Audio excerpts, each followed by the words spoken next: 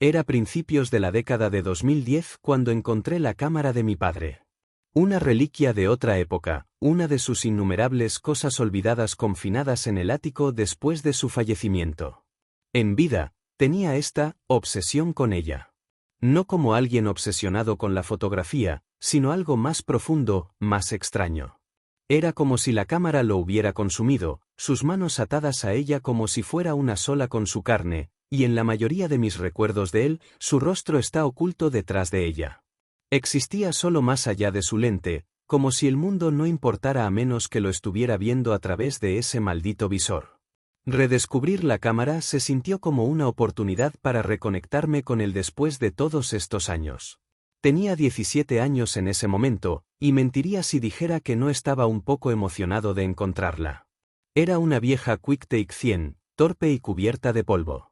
La cosa parecía antigua, según los estándares tecnológicos, y al sostenerla, se sentía pesada. No solo en peso, sino en algo más. Casi como si pudiera sentir el apego de mi padre a ella, su amor por ella tangible en plástico y metal. Y por un momento, pensé que tal vez podría ver lo que él veía. Tal vez podría entender por qué parecía importar más que nosotros. Este era su tótem, su salvavidas artístico, y quizás sabiendo esto debería haberla dejado sin tocar. Debería haberla dejado allí, enterrada bajo muebles viejos y basura. Pero no lo hice. El primer incidente, todo sucedió tan rápido. Acababa de limpiar el polvo del lente, de pie junto a la ventana de mi habitación. Mi mejor amigo, Charlie, vivía al otro lado de la calle, y recuerdo verlo en su habitación, solo un borrón de movimiento a través del vidrio. El sol se estaba poniendo, proyectando largas sombras sobre el vecindario, y parecía un buen momento para probar la cámara, para ver si siquiera funcionaba después de todos estos años. Y así, levanté el visor a mi ojo, alineando la toma, y presioné el botón a un lado.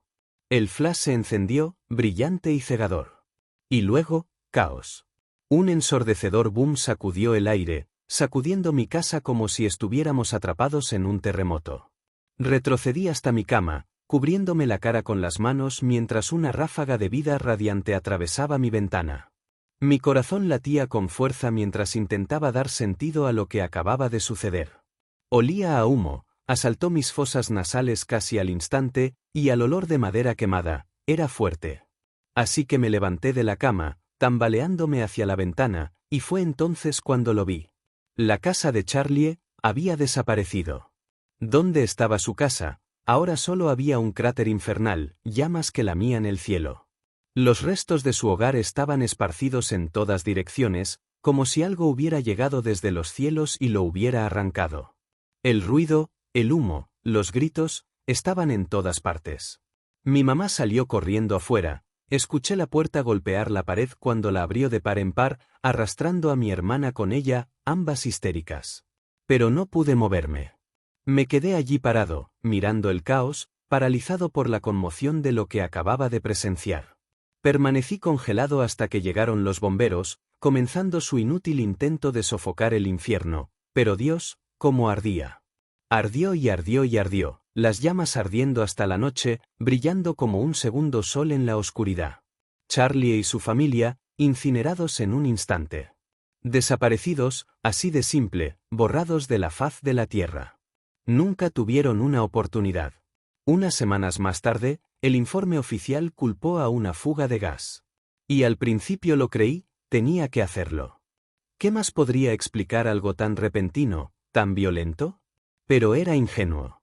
No tenía ni idea en ese momento, era solo un accidente.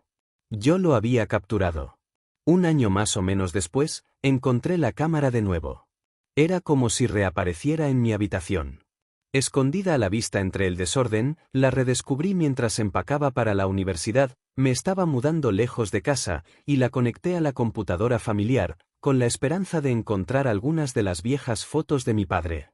Estas cámaras, aparentemente solo pueden contener alrededor de 8 fotografías a la vez, así que tenía curiosidad por ver si había dejado algunas allí antes de su fallecimiento. Pero no lo había hecho, lo descubrí rápidamente. La curiosa sonrisa en mi rostro se convirtió en un ceño fruncido. Pero había una foto allí, un archivo singular en su memoria. Solo una fotografía horrible que detuvo mi corazón. La abrí, la imagen explotó en mi pantalla, y las lágrimas rodaron por mis mejillas. En la imagen, la casa había sido atrapada en medio de la explosión, las paredes se doblaban, las ventanas se hacían añicos, el fuego eruptaba del suelo. Había capturado el momento exacto en que la casa fue destruida. Y algo al respecto, se sentía mal. Como si no fuera solo una coincidencia. Como si yo lo hubiera causado, de alguna manera, con el chasquido de mi dedo, el botón similar al gatillo de un arma. Aterrorizado, borré la foto. No pensé, solo quería que desapareciera, lejos de mis ojos llenos de lágrimas. Pero incluso después de ser borrado, esa sensación permaneció. Esta persistente sensación de que la cámara era más que una pieza de equipo. Que guardaba cosas oscuras. Mi padre había estado obsesionado con ella por una razón. Así que no toqué la cámara de nuevo por un tiempo. Pero, como un objeto maldito de una vieja película de terror, no pude sacudir su presencia. Cuando salí de casa un año para mi último semestre de universidad, la llevé conmigo, ni siquiera sé por qué. Simplemente, terminó en mi bolso, como si quisiera venir, y durante meses, se sentó en un estante en mi dormitorio, acumulando polvo. Me miraba desde su lugar, su lente como un ojo que no parpadeaba, y a veces sentía que mi padre me estaba mirando a través de ella. Juro que podía ver su ojo en el lente de vez en cuando, pero sabía que solo estaba siendo paranoico, tal vez había tomado demasiados cafés durante un estudio nocturno. Así que la dejé en paz. La dejé a él, mirarme sin ser molestado. Hasta que un día, no pude. Era tarde y estaba estresado por un proyecto final, iba a ser la mayor parte de mi calificación. Necesitaba una distracción, así que agarré la cámara, diciéndome que era inofensiva. Me paré frente a mi espejo, sosteniéndola frente a mi cara, y por un segundo, consideré tomarme una foto. Mi dedo se cernía sobre el botón, una sonrisa floreciendo en mi rostro, pero algo me detuvo. Sencem. Una ola fría de miedo me recorrió, y recordé la explosión. El fuego. Charlie. Dejé la cámara. Reviví la explosión una y otra vez, y por un tiempo, quedé congelado en el lugar. Pero luego al día siguiente, la llevé conmigo al campus. No puedo decirte por qué, pero sentí que necesitaba hacerlo. Mi amiga Sara y yo estábamos pasando el rato en un refugio para fumadores con algunos otros estudiantes. Estaban fascinados con la vieja cámara, llamándola una pieza de historia. Me rogaron que les tomara una foto, Sara y estas otras 3 chicas que no conocía, pero yo era reacio, temblaba solo con el pensamiento. Cada instinto me gritaba que parara, pero ellos seguían insistiéndome. Así que estuve de acuerdo, en contra de mi mejor juicio. Me levanté, y se movieron a su lugar detrás de una fila de volardos, posando y haciendo pucheros, no era una fotografía seria. Levantando el visor a mi ojo, luché por mantener la toma quieta, mis manos todavía temblando de ansiedad, pero me calmé, ralentizando mi respiración, pensé que simplemente me estaba asustando. Lo que le sucedió a Charlie, eso fue un accidente. No había forma de que esta cámara tuviera algo que ver con eso. Y así presioné el botón, tiré del gatillo. Y lo que sucedió después, todo fue culpa mía. El flash se encendió. El mundo se transformó en luz blanca y mis ojos ardían como si hubiera mirado al sol. Pero siguieron los gritos. Escuché cuerpos golpeando metal, luego el sonido de carne golpeando el suelo, huesos rompiéndose al impactar. El sonido gorgoteado de la sangre acumulándose en la garganta de alguien. El pitido continuo y monótono de un claxon. Salió de la nada, desviándose salvajemente por la carretera. Lo había escuchado venir, pero nunca anticipé que esto sucedería. El conductor, un estudiante borracho, había perdido el control del volante. Las chicas fueron arrojadas al aire como muñecos de trapo, muertas en el momento en que su piel tocó el parachoques, pero yo no había presenciado nada de eso. Había cerrado los ojos después del destello como si supiera lo que se avecinaba, y al instante me arrepentí de no haber confiado en mi instinto. Sabía que esto iba a pasar. Sabía que algo sucedería, podía sentirlo. Pero ahora estaban muertos. Los 3. Muertos. Y también lo estaba el conductor, su coche envuelto contra un pilar de hormigón, su cráneo aplastado contra la bocina, el sonido aullando como un grito. Y yo estaba entumecida. Parecía una pesadilla de la que no podía despertar. Las muertes. La destrucción. Las 2 veces que usé esta cámara, la muerte había seguido. Y no era una coincidencia, estaba segura de eso. No fue solo mala suerte. Esta cámara fue la causa, la asesina, la verdugo. Mató. No sé de qué otra manera decirlo, y sé que suena ridículo, pero si la tuvieras en tus manos, tú también lo sentirías. Esta cámara era más que plástico y metal. Era satánica. Era infernal. Estaba bajo la influencia del mal, poseída o hechizada. Y debería haberla destruido antes de que se llevara otra vida, pero por alguna razón, tal vez su poder, simplemente no pude. Ese verano, dejé la cámara en mi escritorio, intacta, como si ignorarla pudiera de alguna manera deshacer el daño. Pero todavía estaba allí, mirándome. Esperando. Esperando el día en que la tomaría de nuevo, una vez que me convenciera de que todo era solo una coincidencia. Ese día llegó cuando llegó el invierno. Había pasado suficiente tiempo para que el miedo se apagara, para que los recuerdos se desdibujaran. La idea de que la cámara fuera responsable de esas muertes parecía ridícula. Algo que había imaginado en medio del caos y el dolor. Hasta que una noche, una curiosidad enfermiza se apoderó de mí. Era tarde, alrededor de las 3 de la madrugada, cuando cedí a la tentación. Mi computadora portátil brillaba en la oscuridad, el cursor flotaba sobre el archivo de la cámara. Me había fascinado con la muerte durante el verano, consumiendo vídeos sangrientos en línea, cada uno más espantoso que el anterior. Me dije a mí misma que era para desensibilizarme, para adormecer el horror que había presenciado, pero, en realidad, me estaba hundiendo más en algo que no quería entender. No estaba orgullosa de ello, pero necesitaba ver esa foto. La que tomé justo antes de que las chicas murieran, antes de que sus almas fueran arrancadas de sus cuerpos. Quería mirar a la muerte a la cara. Ver el momento exacto en que sus vidas terminaron, capturado en silencio. Y en cierto modo, sentí que había creado mi propia película snuff personal. Esta foto podría elevarse por encima de lo que había visto en línea. Probablemente pienses que soy repugnante por decir eso, y tendrías razón, yo mismo lo sé. Y allí estaba, el archivo de la foto singular. Me miró a través de la pantalla, burlándose de mí, desafiándome a abrirlo. Y así lo hice. Hice clic, me complací, y lo abrí en pantalla completa. JD. El auto en medio del choque, las chicas suspendidas en el aire como marionetas rotas. Las 2 primeras estaban retorcidas de forma grotesca, con las extremidades dobladas en ángulos imposibles, la piel desgarrándose mientras eran desgarradas por la fuerza.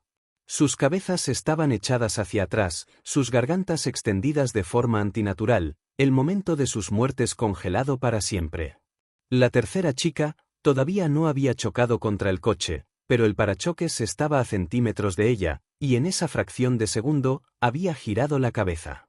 Estaba mirando directamente al coche, directamente a su muerte. Y fue devastador, podía ver el miedo en sus ojos.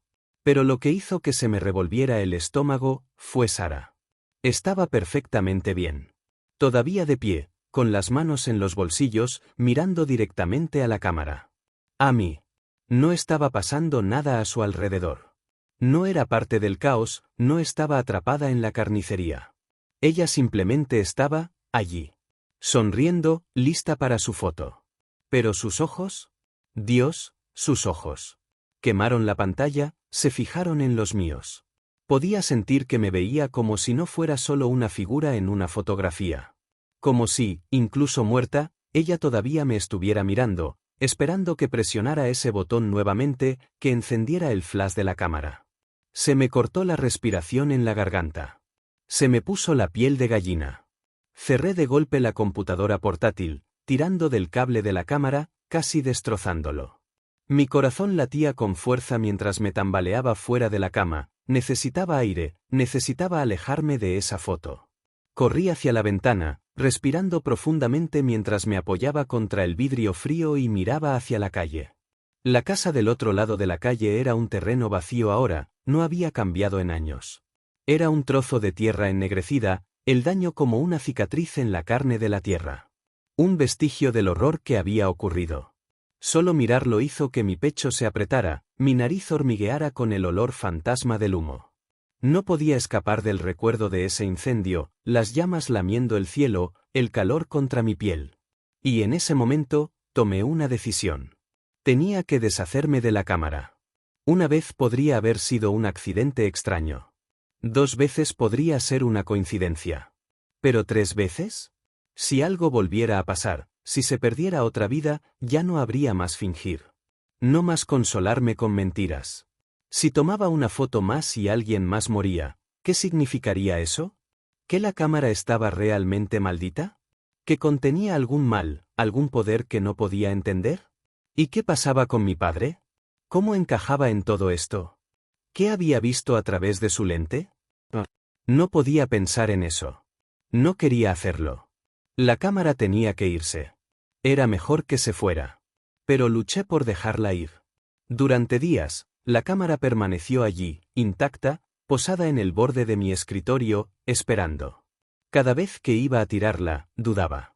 No podía explicar el poder que tenía sobre mí, sentía que estaba luchando por su supervivencia.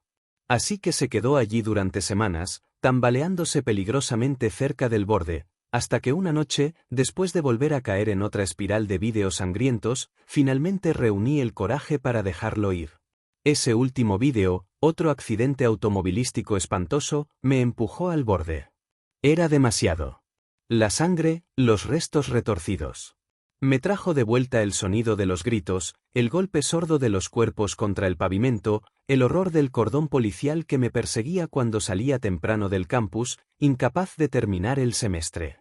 Tenía que deshacerme de él antes de que se cobrara otra vida, y tenía que hacerlo ahora.